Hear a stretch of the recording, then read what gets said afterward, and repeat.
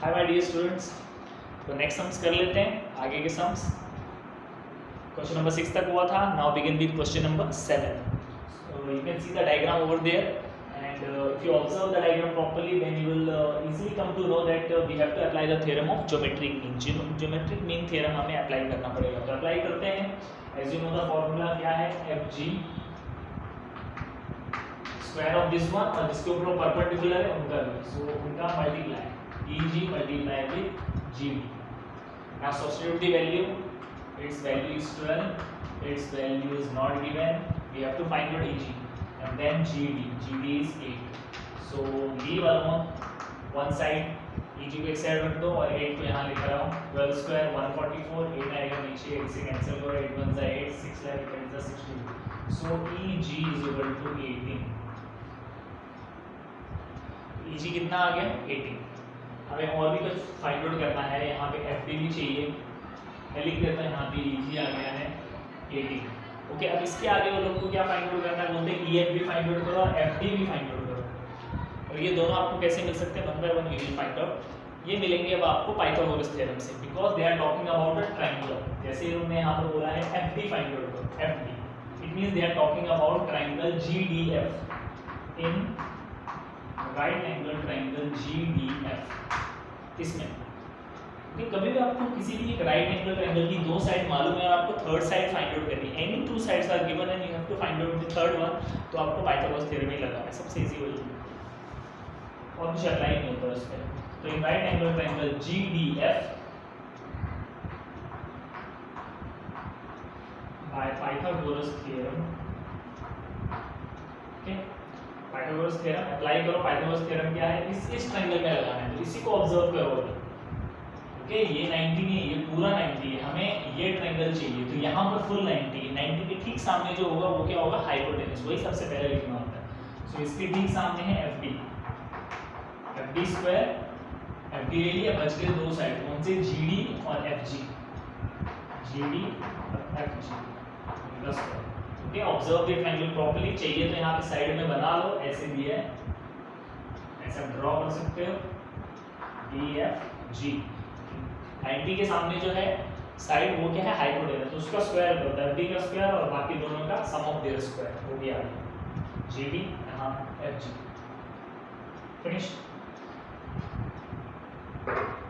So now substitute the value. क्या क्या value मालूम है, ये मालूम है 8 और ये है 12। So FD, this one is GD is 8 and FG is given 12. तो एकदम सिंपल पाइथागोरस थ्योरम लगाओ। ये 64, ये 144 ऐड कर दो,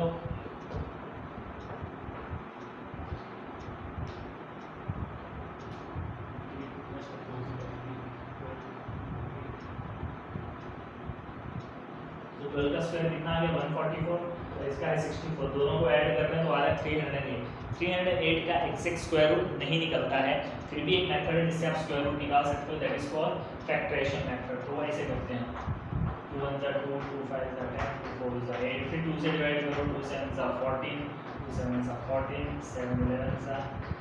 नाउ यू कैन सी इसका रूट मिल रहा है। ओके, स्क्वायर रूट निकालना तो आता ही होगा अच्छे से, आई होप।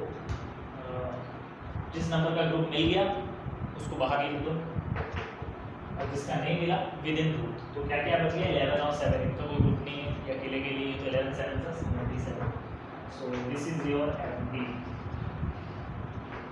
ओके, तो पाइथागोरस थ्योरम लगाओ, you can easily find out. ये सेकंड वन भी करते हैं, तो ये साइड का है, इस ट्रायंगल को ऑब्जर्व करो। ओके, 90 दोनों साइड होता है, कभी भी किसी चीज पे परपेंडिकुलर है तो बोथ साइड 90 डिग्री है। अब इसमें पाइथागोरस थ्योरम, तो इसमें भी लिखो इन right angle triangle EGF, okay, in this triangle, और फिर Pythagoras theorem.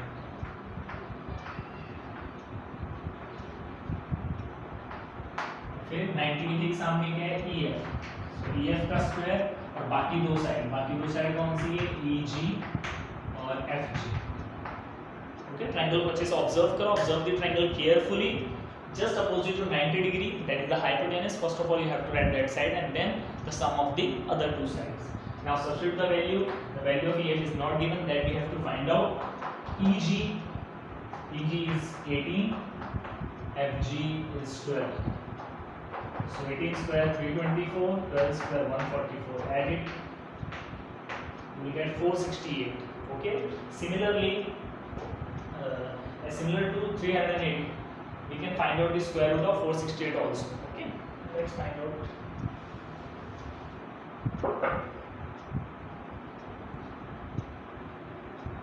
468, 2 2 are 4, 2 3 plus 6, 2 4 7, 1 the 2, 4 the 2, 2 7 15. Okay, now it will not divide by 2 because there is an odd number, so we have to begin with now 3. 3 3s are 9, 2 3 9 are 27, 3 9 are 30. Okay, here you can see इसका भी group है 2 का भी, तो 1 10 2 आएगा, 3 का भी group ले लिया तो 1 10 2 आएगा, तो 3 2s are 6. So your answer is 6 root 13. EF 6 root 13. Find out करो, स्क्वायर रूट निकलता है, जितना भी निकलता है square root we should find out. जिसका ग्रुप मिल गया वो बाहर, जिसका नहीं मिला वो अंदर गया रूट के अंदर. So this is your answer, these are the reasons. Clear? थोड़ा बड़ा क्वेश्चन है, अभी 8th वन करते हैं, बहुत छोटा सा है, पाइथागोरस थ्योरम लगाना है और आंसर आ जाएगा. तो ये रफ कर देता हूँ. This is the question number 8. इसमें क्या करना है हमको, ऐसे मैंने डायग्राम ड्रॉ किया है, but in the question they have mentioned the diagonal of the rectangle you have to find out, and the length and breadth is given.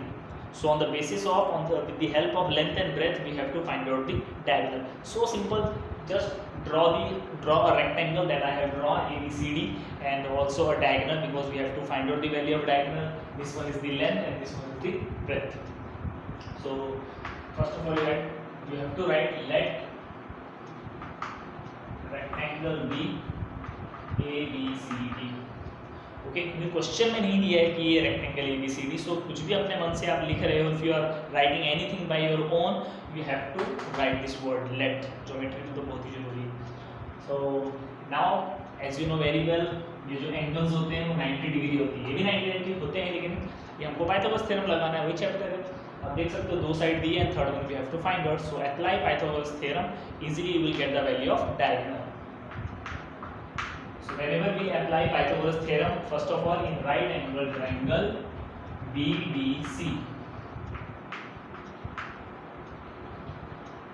by Pythagoras theorem. So as you know very well, Pythagoras theorem 90 के जो opposite है that is called hypotenuse, उसका square करो and the sum of the square of other two sides BC square and CD square. Now substitute the value BC 12, this one 35, 12 का square 144, इसका square 1225.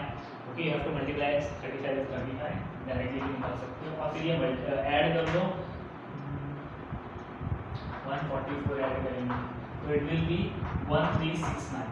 अभी मुझे याद है ये है square root 37. Okay, because this is the value of BD square and we want BD.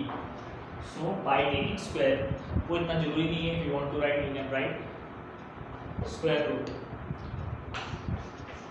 अगर factorisation method से नहीं निकल रहा है, क्योंकि 37 जो अनडिविजिबल नंबर है, किसी से डिवाइड नहीं होता है. अगर ऐसा कोई नंबर आ जा रहा है तो सबसे बेस्ट मेथड होता है डिवीजन मेथड, उससे आप स्क्वायर रूट निकालो. ओके, 7th स्टैंडर्ड से डिवीजन मेथड सीखते आ रहे हैं और प्रैक्टिस करते करते आपको याद भी हो जाएगा.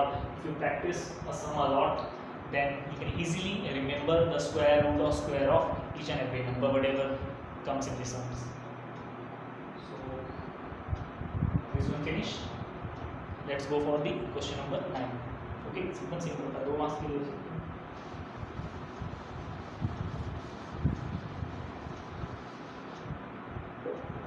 अब आ जाते हैं क्वेश्चन नंबर 9 में. इसमें दिमाग लगाना पड़ेगा क्योंकि ये है प्रूफ का क्वेश्चन. इसमें कुछ फाइंड आउट नहीं करना है, प्रूफ करना है आपको.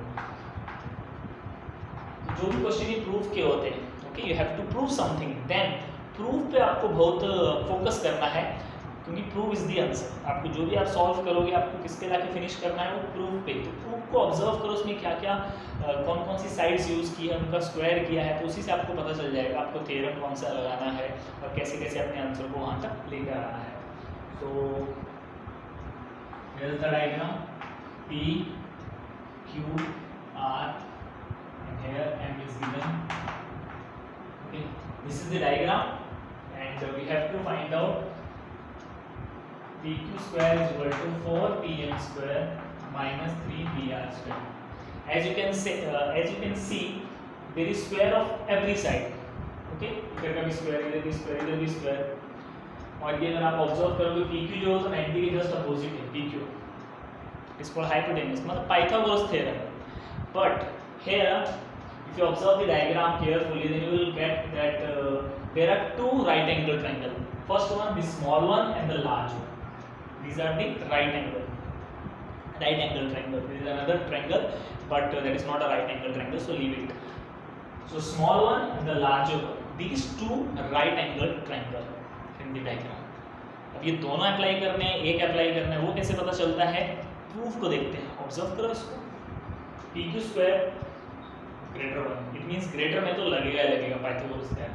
अब आगे देखते हैं. P M square smaller one उसमें भी है, और पी आर वो तो है ही साइड. सो क्वेश्चन को अच्छे से रीड करो, प्रूफ को अच्छे से रीड करो, आपको पता चल जाएगा कौन से ट्रायंगल लेने हैं. तो अब स्टार्ट किससे करें, स्मॉल ट्रायंगल से कि लार्ज ट्रायंगल से? तो स्मॉल से स्टार्ट करेंगे, क्योंकि आंसर में आप देख रहे हो तो लार्ज वाला आ गया. P Q is the side of the larger right angle triangle, तो वो लास्ट में आ रहा है. तो जो लार्जर ट्रायंगल उसमें पाइथागोरस भी लास्ट में लगा. ओके, आराम से डायग्राम देखो, राइट एंगल ट्रायंगल पता चल जाएंगे. Start with the small. But I am telling why we should apply Pythagoras theorem on the small right angle triangle, क्योंकि वो यहाँ पे नहीं दिया, उसका साइड ये साइड है. इट मीन्स वो पहले आएगा. स्मॉल से स्टार्ट करें, लार्जर बाद में आ जाएगा. तो स्मॉल में स्टार्ट करते हैं in right angle triangle P R N. This is the small right angle triangle. अब उसमें पाइथागोरस थ्योरम लगाएंगे बाय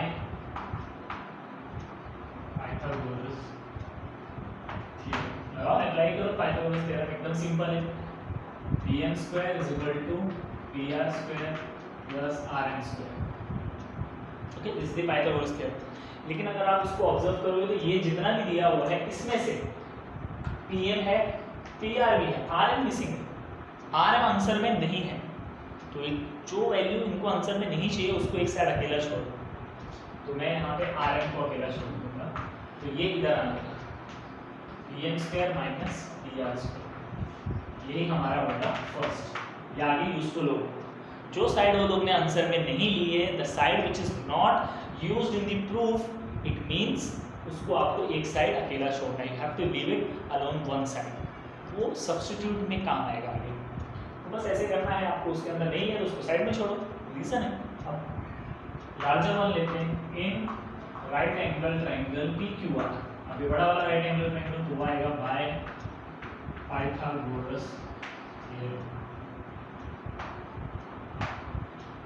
अब उसमें पाइथागोरस थ्योरम लगाओ. ओके, स्मॉल को भूल जाओ. अब लार्जर वन, तो लार्जर वन में 90 के सामने क्या है, P Q. P Q square is equal to P R square.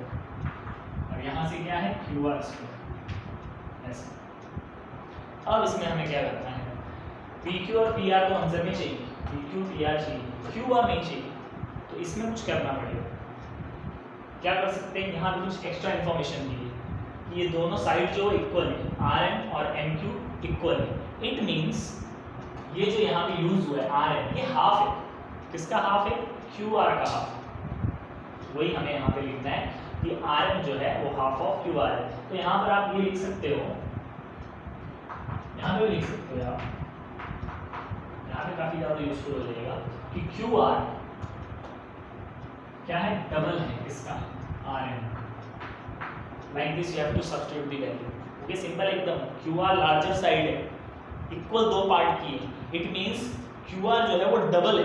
किसका डबल है, आर एम का. आर एम हाफ है और क्यू आर क्या है, डबल है. अब हमें क्यू आर का वैल्यू रखना है. तो क्यू आर क्या बोल सकते हैं हम लोग, व्हाट वी कैन से, वो डबल है ना, लार्जर है तो डबल है. इसका डबल है, आर एम का है. क्यू का भी डबल है, लेकिन वो यहाँ नेम मेंशन नहीं है, तो हम किसको यूज करेंगे, आर एम. जिसका यूज है उसी को.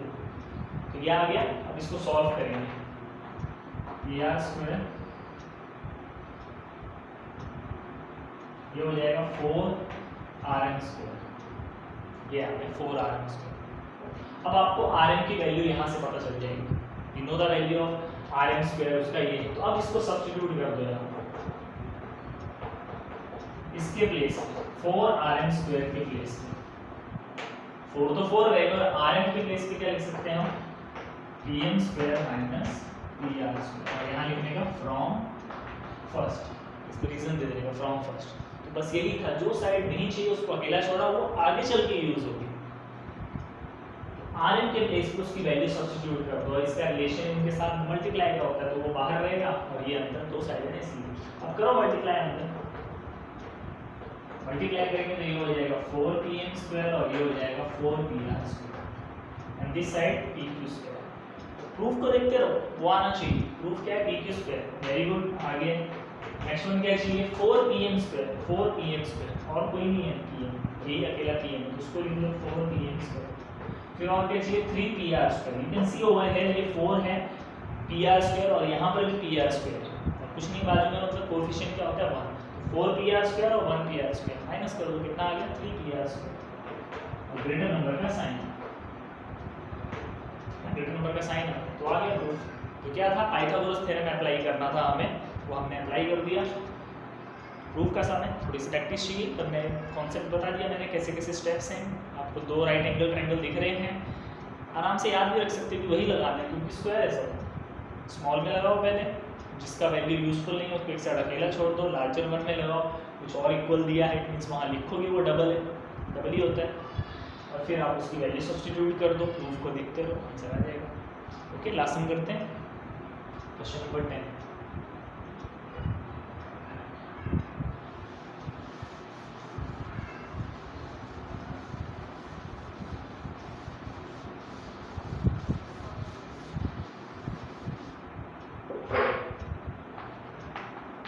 Question number 10 is a written question, आप उसको अच्छे से रीड करो। मैंने डायग्राम ड्रॉ कर दिया है बिकॉज आई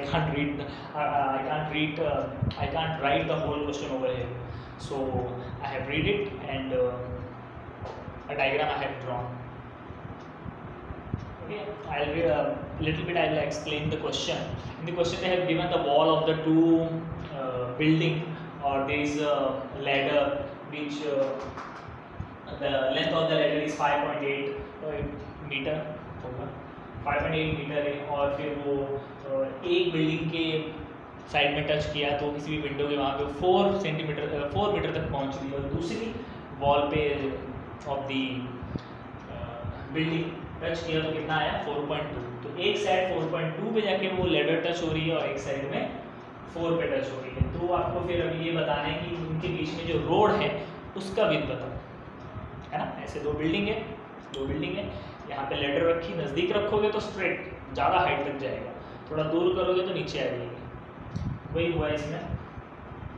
जैसे डायग्राम बनाओ, ये दो बिल्डिंग है, उनकी वॉल हो गई, ये लेडर है, सीढ़ी यहाँ लगाया, देखो थोड़ा क्लोज रखा है तो थोड़ा हाइट पे गई है, 4.2 मीटर गया है। ये यहाँ पे गैप ज़्यादा है तो ये थोड़ा नीचे आ गया, 4 ऐसे आ जाता।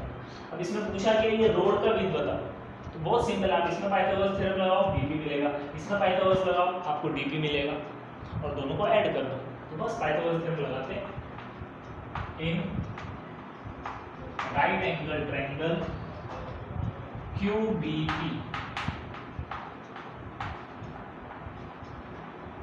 by Pythagoras theorem, okay, QBP right angle triangle, और अभी पाइथागोरस थ्योरम लगाएंगे। क्या है पाइथागोरस थ्योरम? 90 के ठीक सामने जो साइड है उसका square and sum of the square of other two side, तो QP square then QB and BP, QB and PB, okay.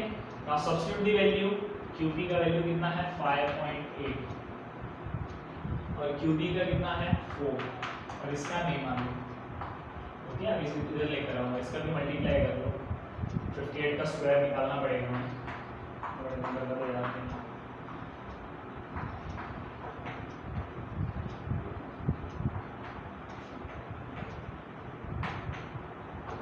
So this one 3364, okay. Square है, इट मींस 2 डिजिट पहले point लगाना पड़ेगा।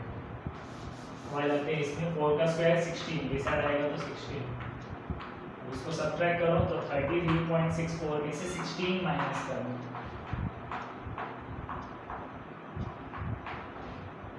17.64, ये आया। इसका हमें फाइंड आउट करना पड़ेगा स्क्वायर में, कुछ तो होता है इसमें, होता है शायद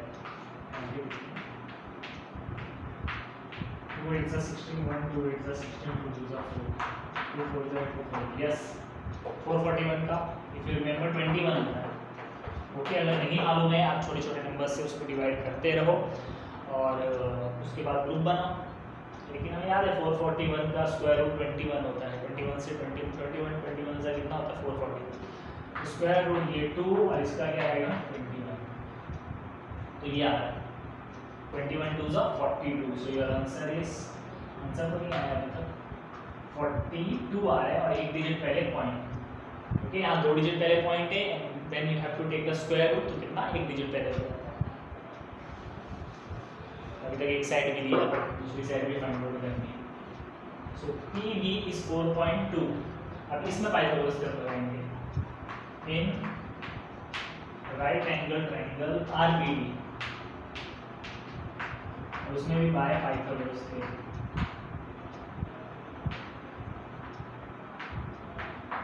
ओके, सो PR स्क्वायर यहाँ, RD स्क्वायर यहाँ, PVD square. So this one 5.8, RD 4.2, PD नहीं मालूम, वो फाइंड आउट. इसका स्क्वायर करो, पहले ही कर चुके हैं हम लोग 33.64, और इसका स्क्वायर करना पड़ेगा 42.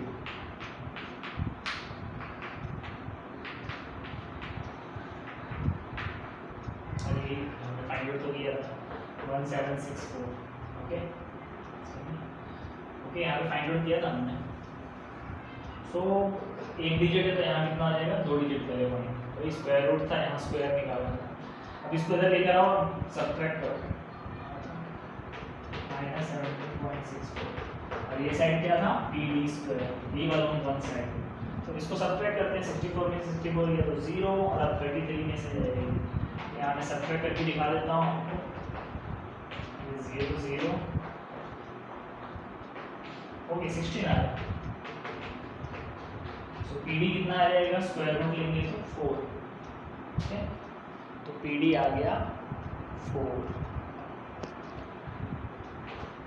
कुछ नहीं, पाइथागोरस थ्योरम लगाना है, कई बार लगा चुके हैं. सीधी 6th स्टैंडर्ड से सीख रहे हैं हम लोग. पाइथागोरस थ्योरम वाला थोड़ा पॉइंट्स में नंबर आ गया, इट्स ओके, बड़े स्टैंडर्ड में अभी. अब आपको करना क्या है, BD फाइंड आउट करना है. We want BD.